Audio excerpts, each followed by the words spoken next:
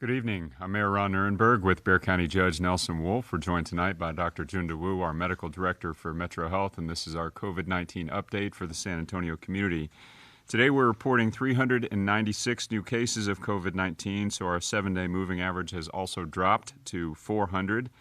Sadly, there are 17 new deaths to report this evening, and we have lost so many of our loved ones over the course of this pandemic, almost 4,600, so please continue to keep them and their loved ones in your prayers this evening. Over in our hospitals, there are 496 patients, so we're thankful to be below 500 for the first time in quite a while. There were 59 new admissions in the last 24 hours, 184 patients in the ICU, and 98 on ventilators with COVID-19. 82% of patients in area hospitals are unvaccinated. Again, get your vaccine. Stay out of the hospital. 20 patients tonight in the hospital are children. So on our vaccination report, Metro Health is continuing efforts to get people who are eligible to get vaccinated.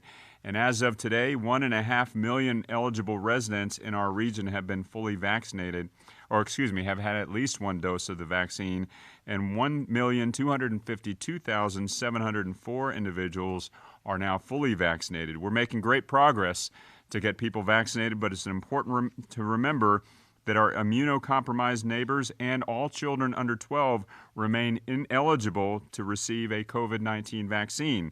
So now that the virus is in a manageable position, it's at low levels, it's time to double down on mitigation measures and step up to get vaccinated. This is the opportunity that we have, according to our medical professionals, to issue a knockout punch to COVID-19 in our community.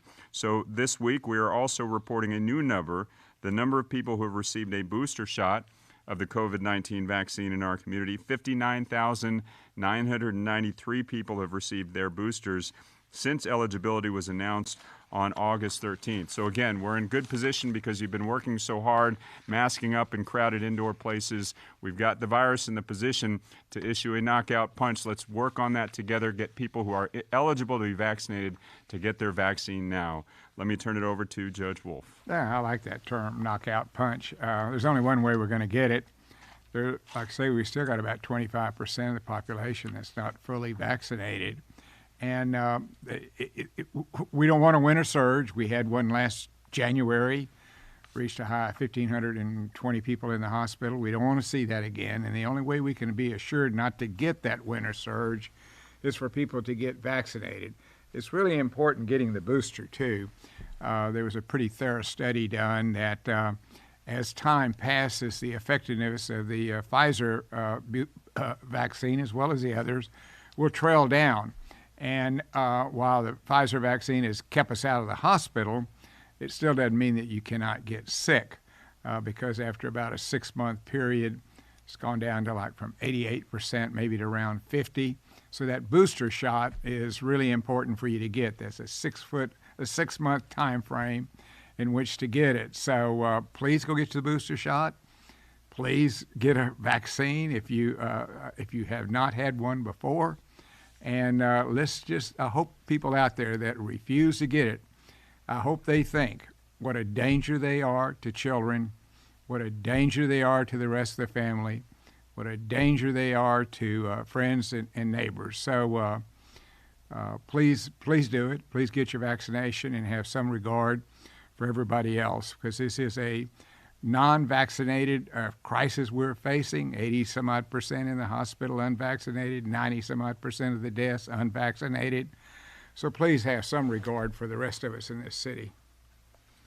Thank you, Judge. And as another reminder, the flu shot is also available at all Metro Health vaccine pop-up clinics, so please also get your flu shot while you stop by for your COVID-19 vaccine. We are entering flu season. We want to make sure that we're protecting everyone from flu as well. For those who have not received your second dose or your one dose of Johnson & Johnson vaccine, you are also eligible to receive a $100 HEB gift card. If you visit a Metro Health vaccine clinic, this incentive will be available until supplies last, and they are still available. So make sure you schedule that second dose appointment or your 1-dose Johnson & Johnson vaccine. Finally, the City of San Antonio operates 15 no-cost COVID testing sites. To find a testing location near you, you can go to our website, covid19.sanantonio.gov, or you can call our COVID hotline. That's 311 and hit option 8. Please wear a mask and get vaccinated. Do it for yourself, do it for your family, and do it for San Antonio. Let's get rid of COVID-19 once and for all, and you can help us do that by getting folks you know who are eligible to be vaccinated ASAP. With that, the Judge Wolf, myself, and the Dr. Wu are available for questions. Dr. Piggyback about the incentive cards.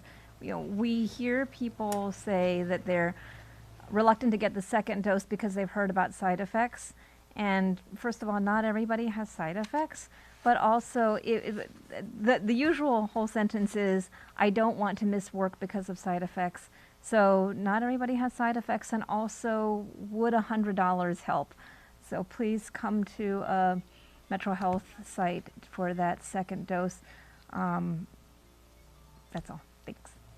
Dr. Wu, there's a talk now that the Pfizer vaccine might be now available soon to those 5 and up. What questions should parents start preparing now for their pediatrician, and who should strongly consider this vaccine for that age group 5 and up? I think we're gonna watch the debate that happens in front of the FDA panel, and I think that might answer a lot of the parents' questions. I think parents are probably asking, is it safe, and how effective is it, right? So we're going to get answers to those questions.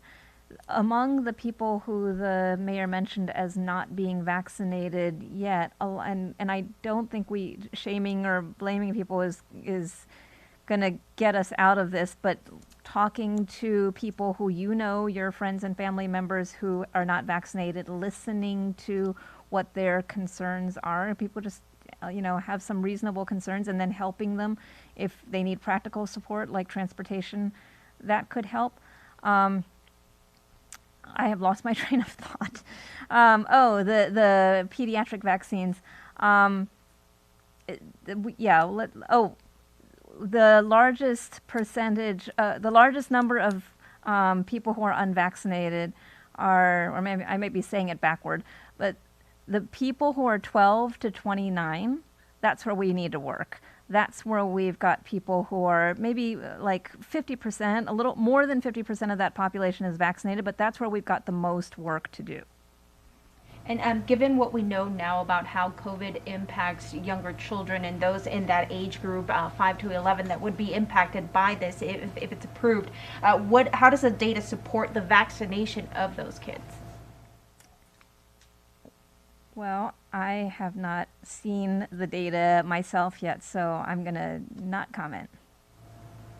And is there any talk right now with some of the school districts in the county to launch some pop-up clinics maybe once the approval is finalized?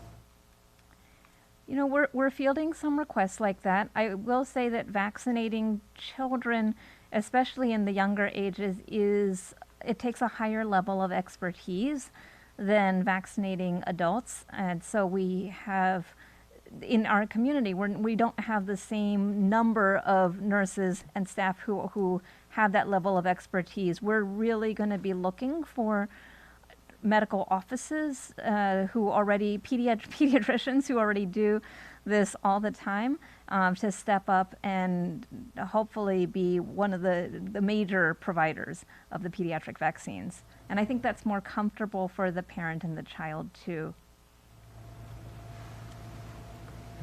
Okay, I have one text question. This one's for the judge. In Justice of the Peace Cyril Rodriguez's retirement letter, he said that he can no longer be a part of a system that lacks some basic accountability measures. He also mentions the practice of nepotism, spending taxpayer dollars on salaries for employees who don't appear for work.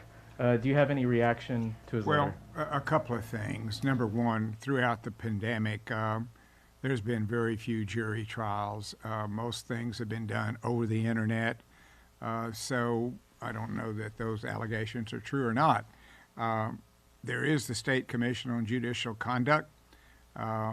These two judges out there have been at each other's throat for quite some time, and they will have to make the final determination whether that's been violated or not. Remember, all judges are elected, and so they have to conform judicial conduct set by the state, and so I'm sure that they will be looking into it. Okay, that's it. Thanks, y'all. Thank you.